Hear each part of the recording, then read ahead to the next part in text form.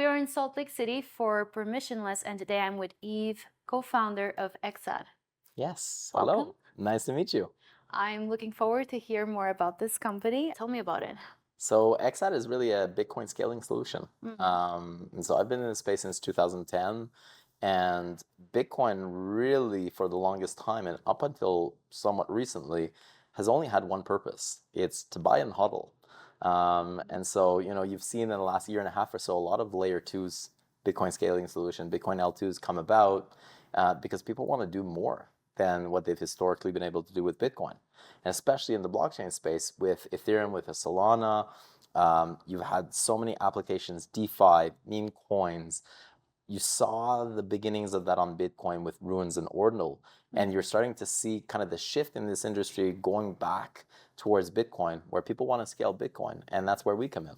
We've developed a solution to be able to scale Bitcoin. Why do you think people are shifting back to Bitcoin now?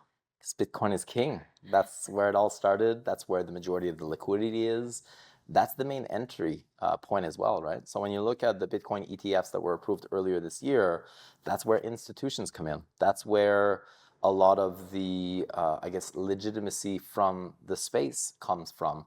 Bitcoin's been around the longest, and so people feel safe there. They feel good with Bitcoin, and with all of that combined, people are starting to look at, but wait a minute, I've heard that you can do things with blockchain. Why can't I do things with Bitcoin? So this gives an opportunity for people, builders, to essentially start scaling that out. Do you see a specific market interested in Bitcoin ecosystem more than others? What have you learned from this? So, I mean, we started seeing this about a year and a half ago, where a lot of the builders that traditionally would have deployed their capital, their time, energy, resources on Ethereum to be able to scale kind of stopped doing so, either because there was a saturated market, either because the halving was also coming, and so kind of different factors, regulatory approvals coming in to force, institutions really starting to take an interest in Bitcoin. So we just generally saw the space move towards there. And I don't think it was one particular thing or just one thing. It just seemed to be, it's kind of time for that to happen. A bunch of different things, tipping points happening at the same time. And so we didn't notice that from a developer point of view, a lot of builders were now looking at how could I tap into this essentially untapped market. You've got all this liquidity that's somewhat been stuck there for a while, but you have all these use cases that have developed and really proliferated within the Ethereum ecosystem over the years. So how can you bridge both of them? How can you marry the best of both worlds? I think it was just a good time, right place type of thing, and that's where people seem to be spending their time. How did you have the idea? Oh, that's a good question. As I said, I've been in this space for a very long time, and Bitcoin's what brought me in, and I've been working in this space now for 6 years, 7 years, let's say, full time. Okay. And same thing with us. We just saw a convergence of people looking at Bitcoin again, the tools being there, the ideas being there, the kind of underlying foundations all being present.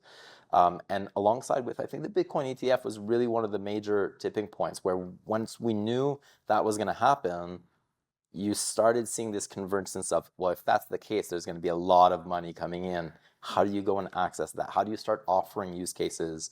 How do you start offering experiences for these newcomers that aren't necessarily bogged down by the lack of experience that historically has been prevalent in this space, right? So it's still very difficult to be able to effectively use blockchain. UX is not that great, but all those newcomers have none of that baggage, and so it's an opportunity for a restart. Essentially, it's a new wave of capital and users coming in. So we saw that starting to play out, and we'd been building for a very long time. So we had a solution that we thought, how could we leverage this to bridge the gap and seize the opportunity that we were seeing? And we started talking about, me and the team and a bunch of people started talking about where could we position ourselves. By then, it was pretty apparent that this was becoming kind of a hot topic. There wasn't a week that wasn't going by where you wouldn't see 10, 20 different layer twos being announced. And so instead of positioning ourselves as a layer two, we thought, how can we differentiate ourselves by leveraging what we have, but serving those L2s? Think of it like during the gold rush, where the kind of famous common saying of the people that did really well are those that sold the axe and the pickets. we wanted to offer something similar.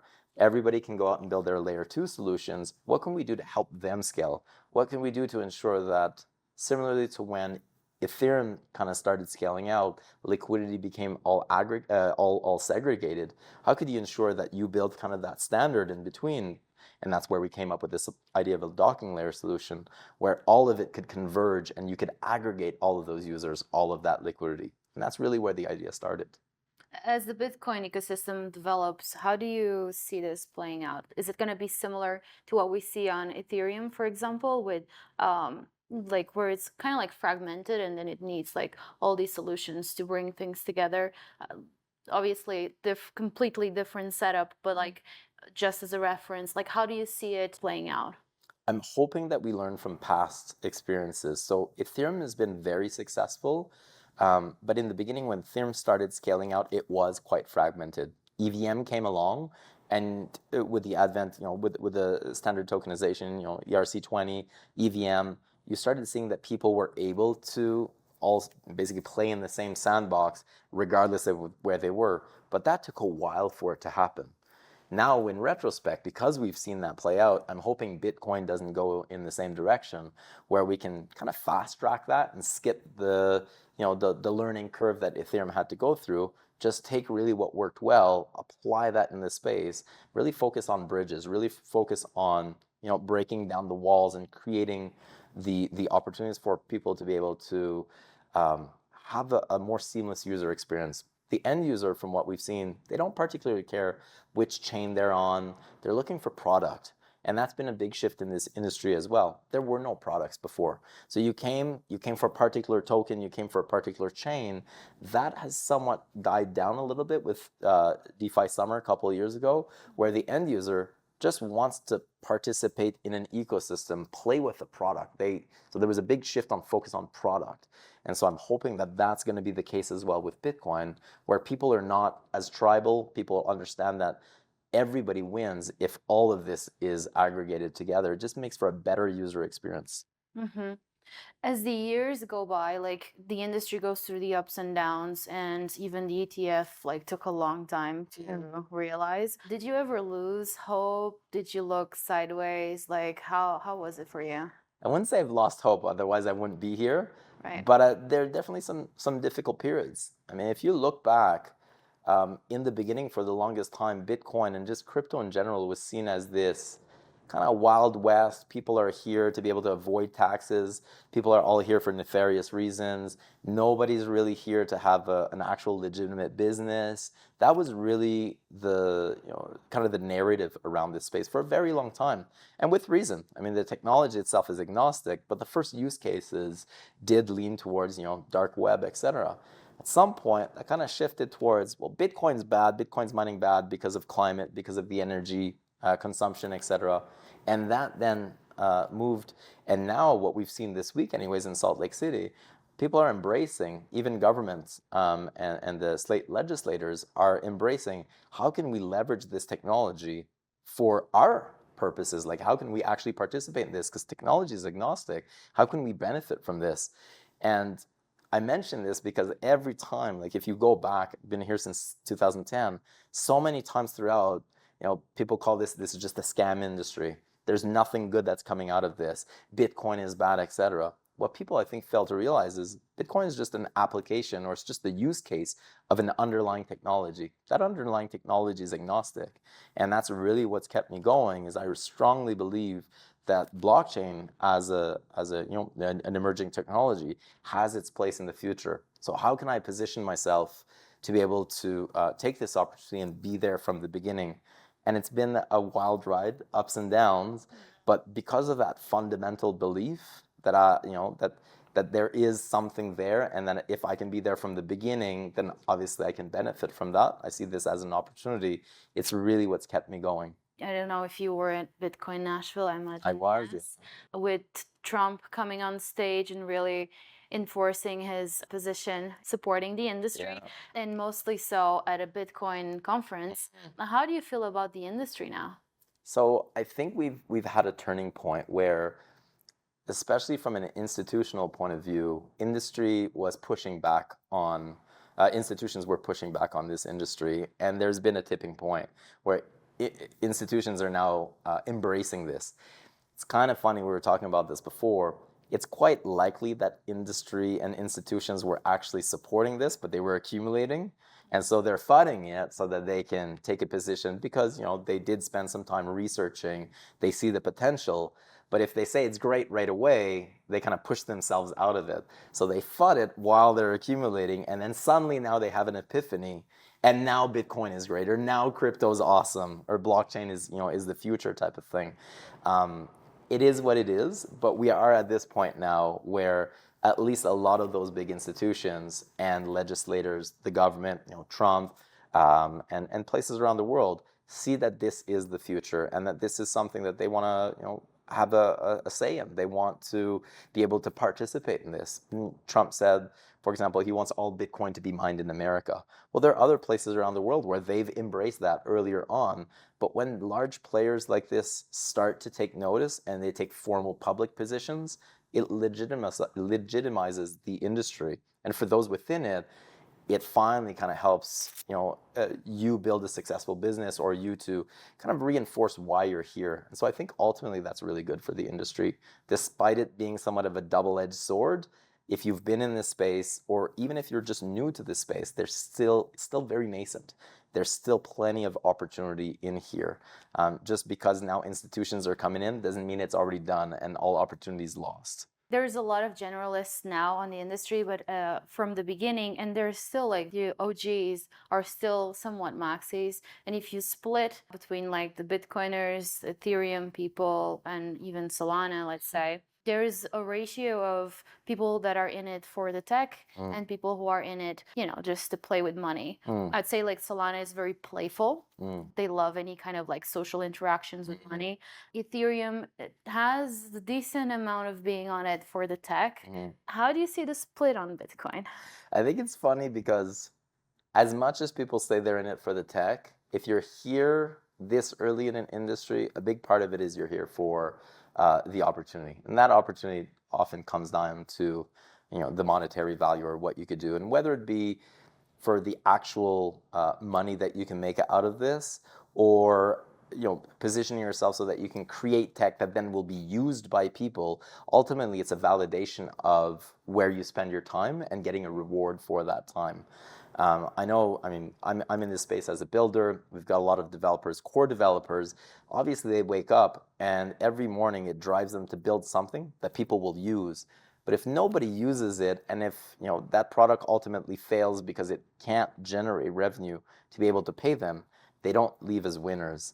So it is interesting to see that people are here for different reasons. Ultimately, there needs to be some kind of a reward. Otherwise, you're wasting your time. And most people don't enter something on purpose wanting for it to fail.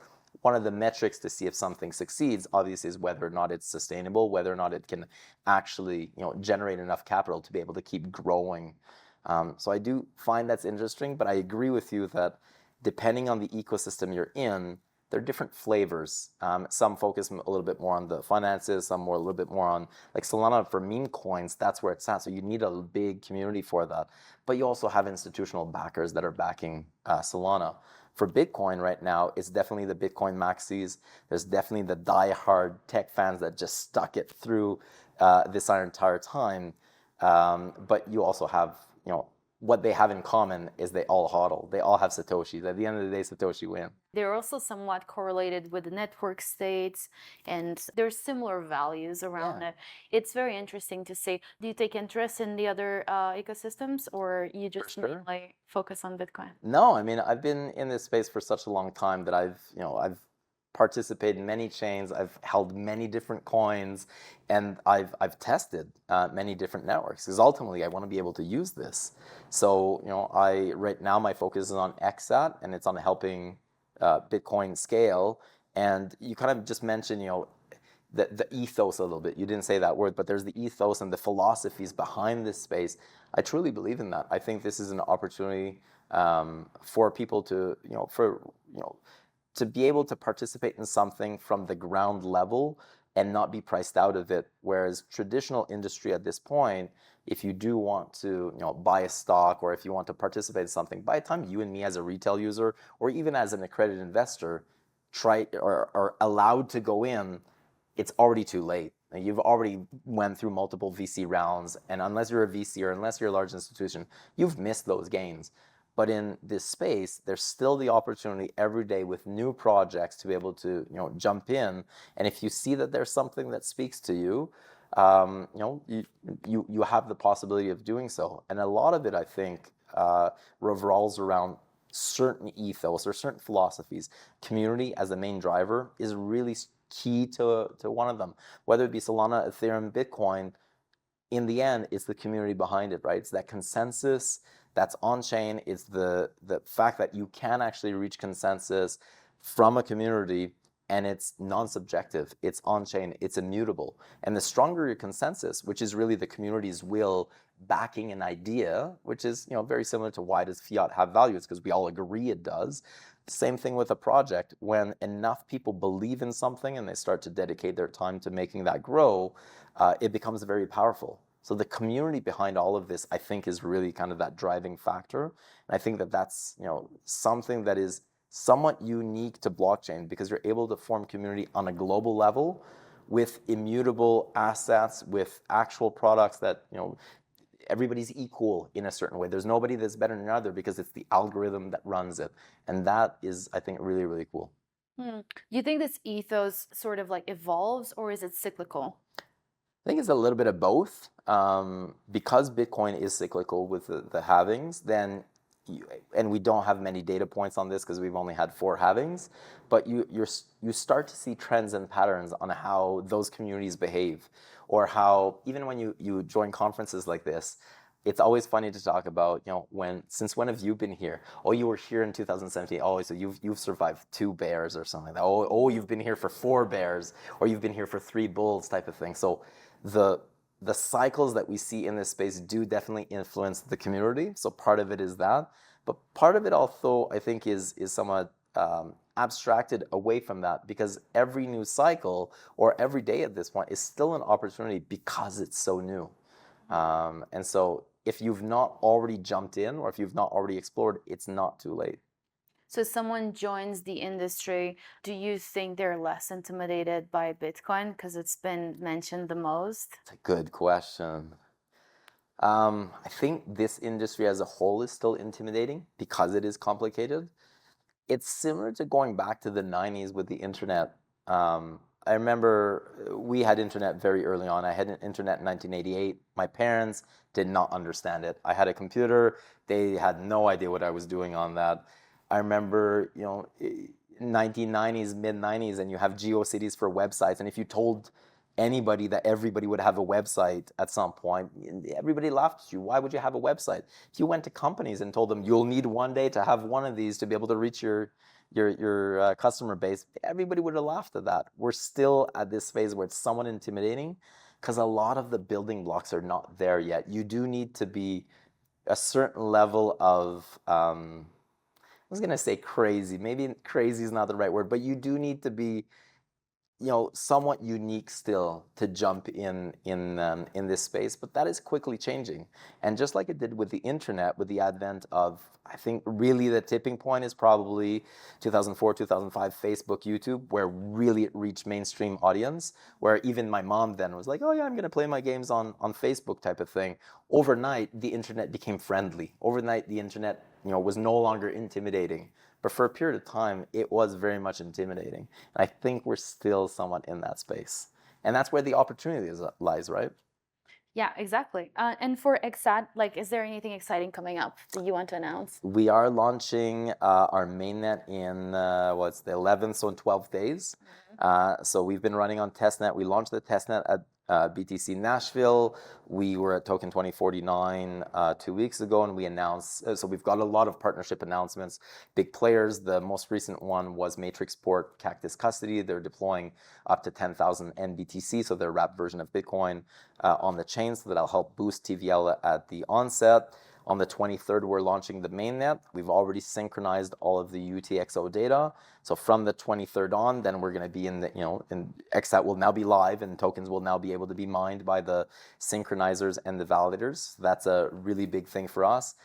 Working on the bridge, making sure that that's going to be in place, by the end of the year, but hopefully maybe in just a month or so, starting to work on some innovative products. And then now that the network will be launched, exSat will be in the wild. So exSat tokens will be in the wild. And really for that first, let's say 4 to 6 month period is where the players that we've aligned with, because it's a fair launch, even we as the exSat Foundation have no pre-mine, no team allocation, no founders allocation or anything. We also need to mine. So, proof of work, core ethos, that's why we went the fair launch route. So it's going to be really interesting to see, because prior to it launching, it's very difficult for people to grasp what it is, which is why right now our sole focus has been on miners and validators, so custodians, large institutions, and then the actual miners. So we've got 60% or so of the hash power that's synchronizing data. Over the next few months, we're targeting that 90%. So we really want the majority of the mining pools to be able to synchronize data. We're offering them incentives to do so. So 23rd is a symbolic day as we launch, but it really is just the beginning of the next chapter of what we'll be able to do with this. So then our focus will really shift on more validators, but then more L2s, because we want to be that data availability layer to those L2s, obfuscate that cost away from them. So, they're able to keep more marginal profit on this, but also then the end user will be able to have that trust on chain. They can view transactions. And so really that's going to be our focus from the 23rd. That's really exciting. Yeah. And for everyone watching, where can they find you? So they can find me on X at BigBeardSamurai. They can also check our website, exsat.network. If you want to go see the validators that are currently there and the mining pools that are synchronizing data, exsat.network/app. You can read the white paper. You can come and talk to us in Telegram as well, exSat Network. And yeah, just feel free. We're at conferences. We're at BTC Amsterdam right now, here now. So we've been doing the circuit. We've got a big team. So yeah, don't hesitate. Yves, thank you. Thank you very much. Hey, what's up? But it's not something Genzio is afraid of. If you want to survive, you got to build a hive. How do you know we do not understand that we need more hive? Ladies and gentlemen. Get back at the Genzio Media House. Awesome. Thanks so much for joining us today.